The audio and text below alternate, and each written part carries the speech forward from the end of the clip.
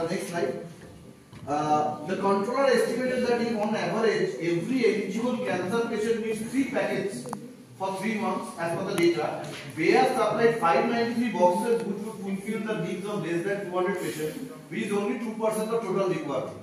Controller reported that number of eligible patients would be more than the estimate by Bayer, but even if that number is considered, it is not even close to meeting the requirement. In light of the observation, it was clear that reasonable requirements of the patients were not met. So controller observed that patented invention was not created within India's borders and that was manufactured in Germany.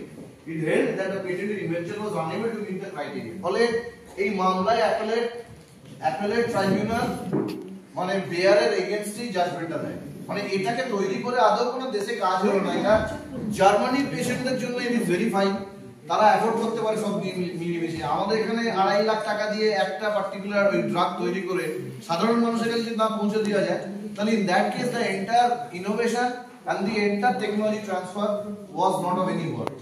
তাই জন্য মামলাটা বেয়ারের এগেইনস্টে। Next